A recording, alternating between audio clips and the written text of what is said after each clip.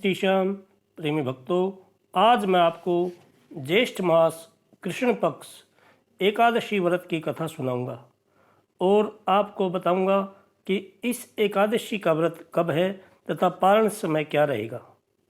सबसे पहले जान लीजिए एकादशी कब है। ज्येष्ठ मास कृष्ण पक्ष एकादशी व्रत अब की बार 26 मई 2022 बृहस्पतिवार को है और व्रत का पारण समय 27 मई 2022 वार शुक्रवार प्रातः 5:25 से 8:10 तक रहेगा।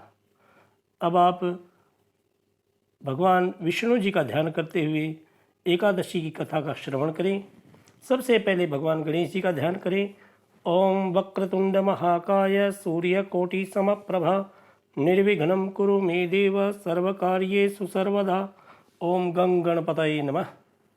अब हाथ में पुष्प लेकर के भगवान विष्णु जी का ध्यान करें। ओम शांताकारं भुजगशयनं पद्मनाभं सुरेशं विश्वाधारं गगनसदृशं मेघवर्णं शुभांगं लक्ष्मीकान्तं कमलनयनं योगिभिर्ध्यानगम्यं वंदे विष्णु भवभैरं सर्वलोकैकनाथं श्री लक्ष्मी नारायणाभ्याम नमः। अब भगवान का ध्यान करते हुए कथा का श्रवण करें। धर्मराज जी युधिष्ठिर कहने लगे कि हे भगवान, ज्येष्ठ मास के कृष्ण पक्ष की एकादशी का क्या नाम है और उसका महात्म्य क्या है, सो कृपा करके कहिए। भगवान श्री कृष्ण जी कहने लगे कि हे राजन, यह एकादशी अचला तथा अपरा दो नामों से जानी जाती है। पुराणों के अनुसार ज्येष्ठ मास कृष्ण पक्ष की एकादशी अपरा एकादशी है, क्योंकि यह अपार धन देने वाली है। जो मनुष्य इस व्रत को करते हैं वे संसार में प्रसिद्ध हो जाते हैं। इस दिन भगवान त्रिविक्रम की पूजा की जाती है। अपरा एकादशी के व्रत के प्रभाव से ब्रह्म हत्या, भूत योनि, दूसरे की निंदा आदि के सब पाप दूर हो जाते हैं। इस पाप के करने से पर स्त्री गमन, झूठी गवाही देना, झूठ बोलना, झूठे शास्त्र पढ़ना या बनाना, झूठा ज्योतिषी बनना, झूठा वैद्य बनना आदि सब पाप नष्ट हो जाते हैं। जो क्षत्रिय युद्ध से भाग जाए वे नरकगामी होते हैं, परंतु अपरा एकादशी का व्रत करने से वे भी स्वर्ग को जाते हैं। जो शिष्य गुरु से शिक्षा ग्रहण करते हैं फिर उनकी निंदा करते हैं वे अवश्य नरक में पड़ते हैं, मगर अपरा एकादशी का व्रत करने से वे भी इस पाप से मुक्त हो जाते हैं। जो फल तीनों पुष्कर में कार्तिक पूर्णिमा को स्नान करने से या गंगा तट पर पितरों को पिंडदान करने से प्राप्त होता है, वही अपरा एकादशी का व्रत करने से प्राप्त होता है। मकर के सूर्य में प्रयागराज के स्नान करने से, शिवरात्रि का व्रत करने से, सिंह राशि के बृहस्पति में गोमती नदी के स्नान से, कुंभ में केदारनाथ के दर्शन या बद्रीनाथ के दर्शन, सूर्य ग्रहण में कुरुक्षेत्र में के स्नान से, श्रवणदान करने से अथवा अर्धप्रसूता गौदान से जो फल मिलता है वही फल अपरा एकादशी के व्रत से मिलता है।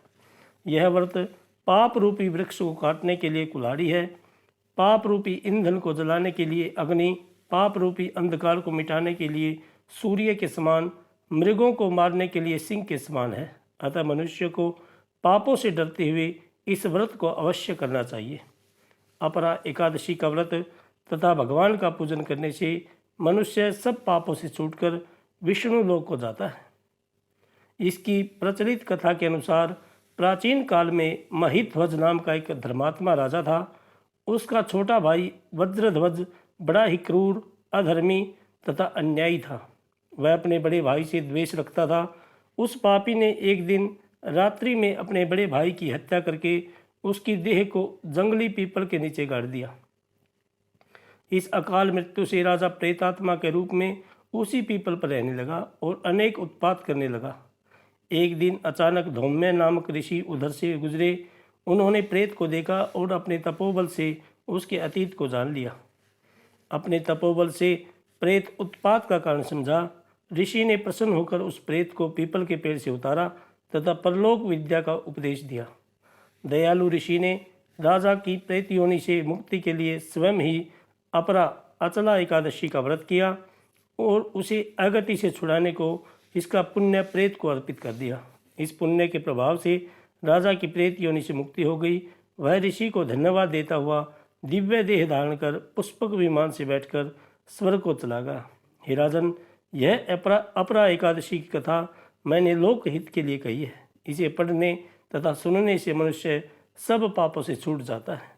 प्रेमी भक्तों, आप भी भगवान का ध्यान करते हुए ओम नमो भगवते वासुदेवाय इस मंत्र का जप करते हुए अपना दिन व्यतीत करें। रात्रि में जागरण करें। प्रातःकाल अपने व्रत का पालन करें।